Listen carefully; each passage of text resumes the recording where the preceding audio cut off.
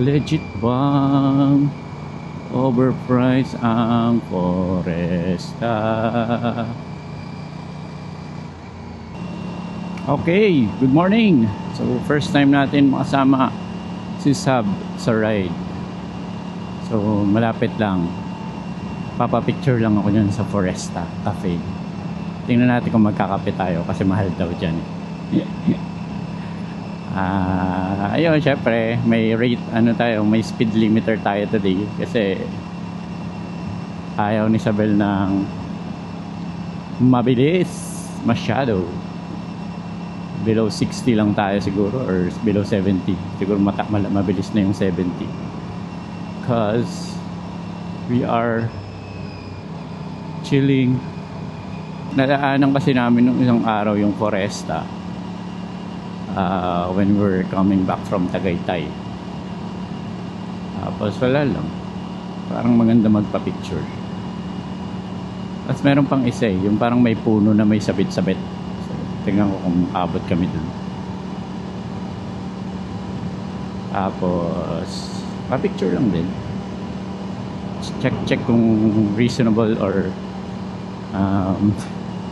kaya namin ng price ng Foresta. Marami kasi nakakita, sabi overpriced daw. Kaya let's see. Yep, legit. Legit bang overpriced ang Foresta?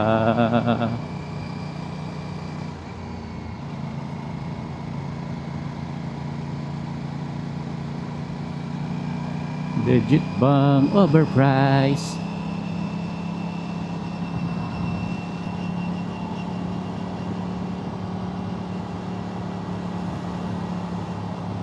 Bakit traffic?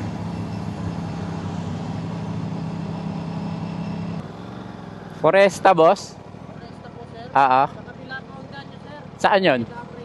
Daang Reyna. Daang Reyna? Doon sa may paikot? Opo,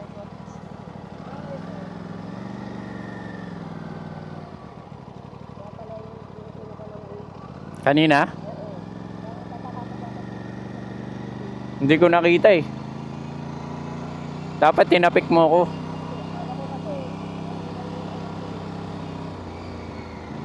Kaya pala pula. Sarado yung daan sa Foresta.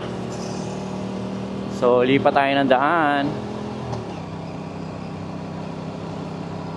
Doon daw sa may Daang Reyna ang daan.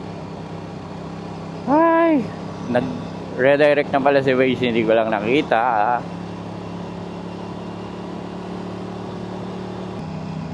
Sarado pala yun pag linggo, marami nagbabike, hindi ko alam. So kabila daw ang daan.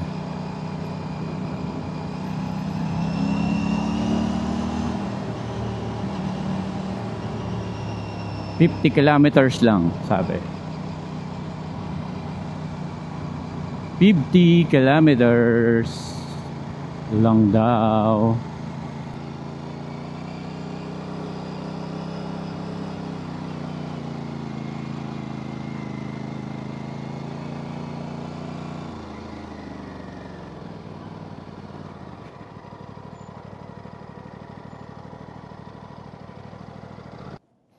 Ayan, Foresta Cafe ni Nabilyar.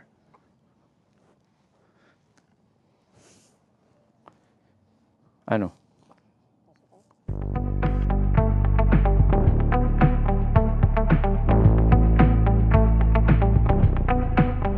Guess that's what I get for leaning into the best friend. Now I've got one more accent, two less hands here for holding. Ignored all of my reasons for running far from my feelings. Now I'm down on my knees and watching you as you're leaving.